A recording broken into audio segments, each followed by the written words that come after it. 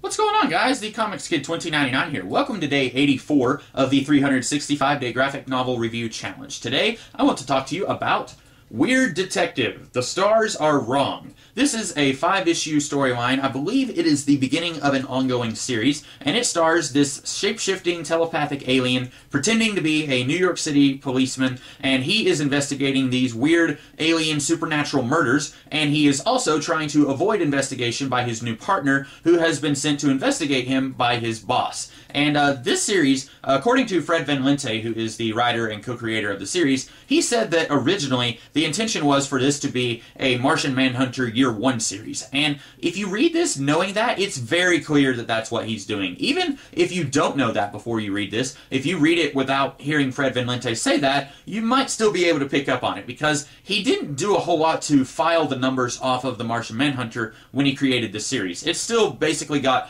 all the tropes of a Martian Manhunter series, with the exception of superhero. That's pretty much the only genre that's missing from this if you wanted to look at this as a Martian Manhunter series. It's still a detective story, it's still got the science fiction, it's got a little bit of the supernatural. It does not have this character going around in tights as the Martian Manhunter. That's pretty much the only element of the Martian Manhunter character that's missing from this story. But having said that, knowing that this was originally intended to be a Martian Manhunter story, I do not care. I think that this book is awesome. I once said that originality is overrated, and if you want to do a story about Batman and then you decide, no, I don't want to do that at DC Comics because for whatever reason they're not going to let me do this story, so then you change the character's name to Mouseman or something like that, and then you do a really awesome story, I'm not going to care that originally it was supposed to be Batman. If you give me a really awesome story, I'm going to be totally fine with you originally wanting it to be a different character. And that's the case here. This is an amazing story. It's witty when it needs to be witty. It's dark and gross when it needs to be dark and gross.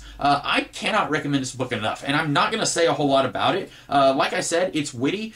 There is this thing where this character, since he's an alien and he's not very familiar with Earth customs, every time he says and does something really weird, someone who knows him a little bit will say, oh, well, it's okay, he's Canadian. And I don't know, maybe if you're Canadian, that's going to be really insulting. I thought it was really funny. I've also got this huge man crush on the character's cat. The cat is mean and just evil, and he says really mean things, but at the same time he's hilarious because he's a cat that the detective communicates with telepathically, and at one point the cat says something really mean and nasty to the main character, and then he says, "You may now scratch behind my ears." And it's like, okay, that's exactly what a cat would say. Pretty much everyone knows that cats are mean and selfish, but at the same time they want you to give them attention, and that's what this cat does, except that he communicates it telepathically. And that's hilarious, and that's something that I don't think the Martian Manhunter has ever communicated with animals, as far as I know, but that's something that I imagine you wouldn't be able to use this cat character if this was a Martian Manhunter story, because this cat has a potty mouth like you would not believe. In fact, that is another element of this. I'm wondering if Fred Van Lente said, no, wait, I want this to be a little darker, a little bit more grim and gritty than what DC Comics would let me do if I just did a Martian Manhunter series. So maybe that's why he took this to Dark Horse.